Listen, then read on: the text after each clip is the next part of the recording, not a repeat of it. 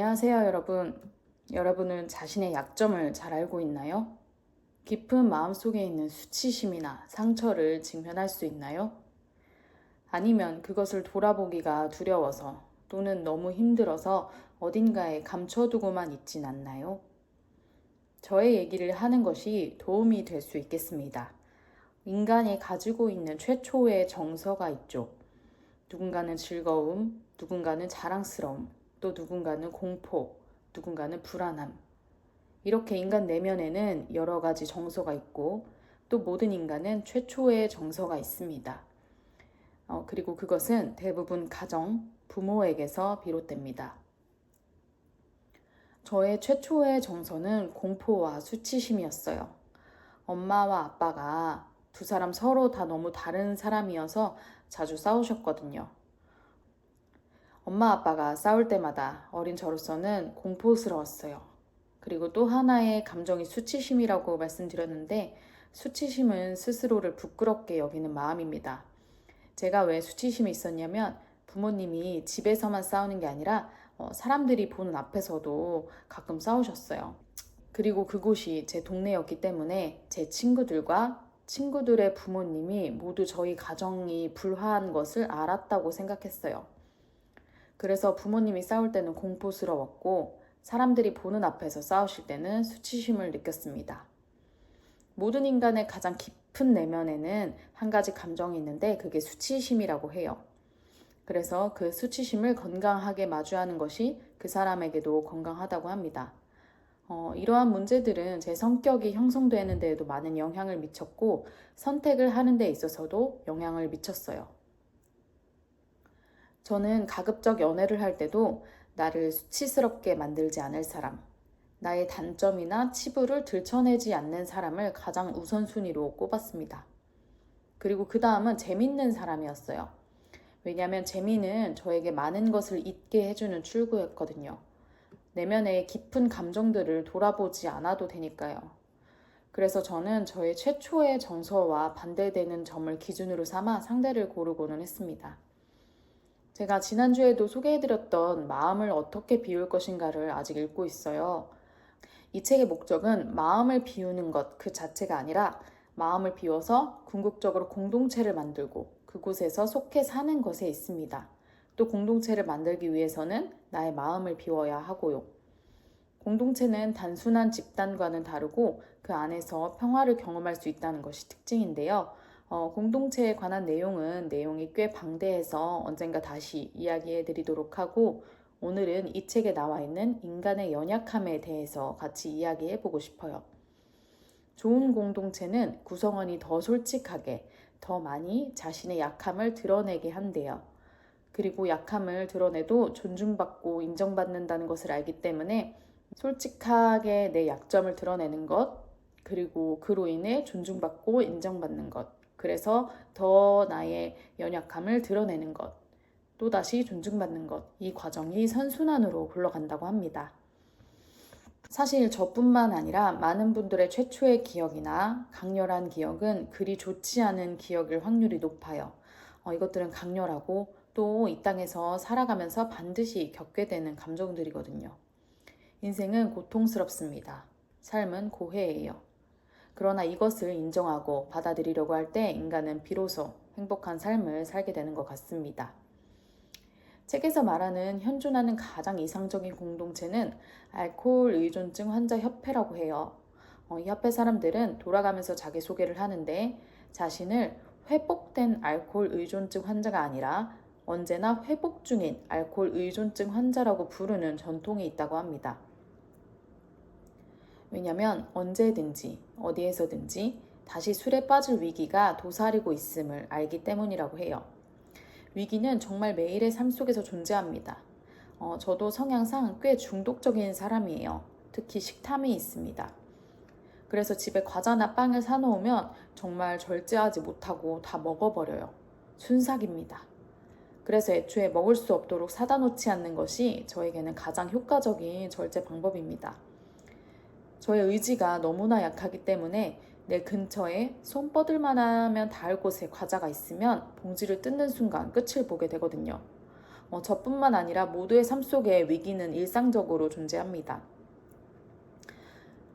쇼폼을 계속해서 몇 시간이고 볼 위기, 손만 닿으면 구매할 수 있기 때문에 구매 절차가 너무 간단해졌기 때문에 물건이 집에 쌓일 위기, 그리고 모든 사람의 소식을 클릭 하나면 볼 수 있기 때문에 타인의 소식을 보고 내 삶을 비교할 위기.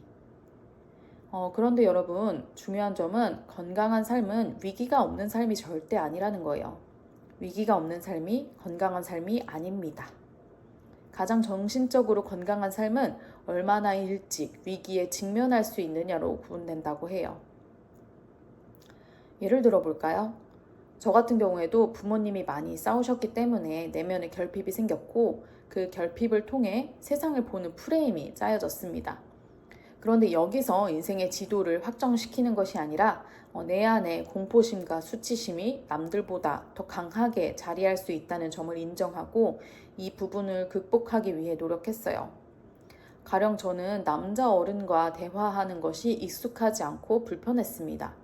좀 무서웠어요. 회사에는 보통 남자 어른 상사가 많으니까 사회 초년생 시절에는 회사 생활이 어려웠어요. 어떻게 관계를 대해야 할지 모르고 분명 수직 관계가 맞긴 하지만 회사에서 상하 관계가 존재하니까요. 그렇지만 나의 존재가 위축되지는 않을 수 있는데 저는 자꾸 위축이 되는 거예요.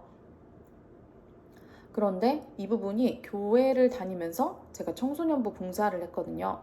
청소년부 교사인 남자 집사님들을 겪으면서 그분들이 아이들을 위해서 울고 함께 기도해주고 분식집에서 같이 분식을 먹고 그런 모습들을 보게 됐어요.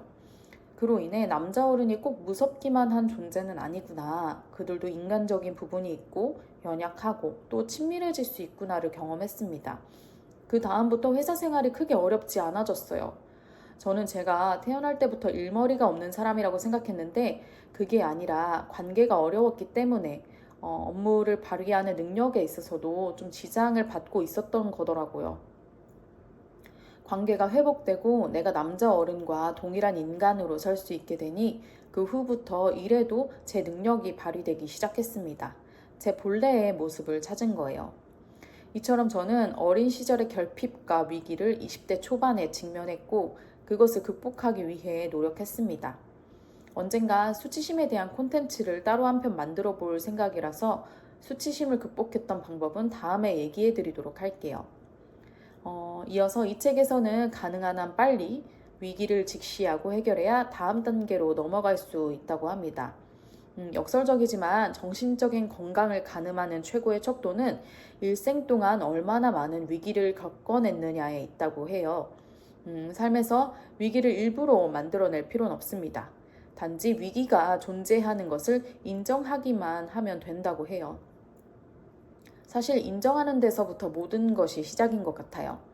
내가 자존감이 낮다는 것을 인정하는 것, 내가 지금은 돈이 없고 아직 꿈을 찾지 못했다는 것을 인정하는 것, 그렇게 내 앞에 현실을 직면하는 용기를 발휘하고서부터 그 후에 이야기가 쓰이는 것 같습니다. 올바른 방향을 설정하고 기울일 수 있는 노력을 기울이고 그리고 어느 기준치에 이르러서는 만족하는 것까지 그 모든 것은 지금의 나를 인정하고 나의 위기를 인정하는 데서부터 시작되는 것 같아요. 그러니까 나의 약점을 인정해야 합니다. 저도 많은 시간 동안 우리 집이 화목했으면 얼마나 좋았을까? 우리 집이 별 이슈 없이 평화로웠다면 내가 좀 더 빨리 좋은 사람이 되었을 수도 있겠다고 생각했어요. 그런데 어쨌든 나는 내게 주어진 삶을 살아야 합니다. 잘 살아야 하겠죠. 그러려면 나의 연약함을 인정해야 해요. 안전한 공동체에서 나의 연약함과 상처를 나누고 위로를 받고 용기를 얻고 다시 나아갈 새 힘을 얻어야 합니다. 저는 현재 좋은 공동체에서 안전하게 저의 연약함을 나누며 살아가고 있습니다. 제가 좋은 공동체를 알아보고 그 진가를 누리기 위해 적극적으로 참여한 것은 내 안에 연약함과 결핍이 있었기 때문이에요. 그것은 저에게 추진력이 되어 주었고 저를 강하게 만들었습니다. 정말 나를 죽이지 못하는 것은 나를 강하게 만드는 것 같아요. 제가 직접 경험했습니다. 여러분, 결핍이 없는 사람은 없습니다. 상처 없는 사람도 없고요. 우리 삶은 필연적으로 상처를 주고받습니다. 앞으로도 그럴 거예요. 그래서 여러분, 기꺼이 상처를 꺼내놓으세요. 나의 연약함과 약점을 안전한 곳에 나누세요. 그러려면 먼저 나의 연약함부터 직면해야겠죠. 오늘도 질문을 드려볼게요. 나의 연약함은 무엇인가요? 여러분은 어떤 정서를 감추고 회피하고 싶나요? 어쩌면 지금 가장 들여다보고 싶지 않은 감정이 여러분에게 가장 영향을 끼치는 감정일 수 있습니다. 사람은 대부분 자기가 힘들어하는 것을 회피하고 싶어하는 성향이 있거든요. 좋은 삶을 살아가는 것은 꼭 필요하고 그런 삶을 살기 위해서는 나의 연약함을 잘 알아야 합니다.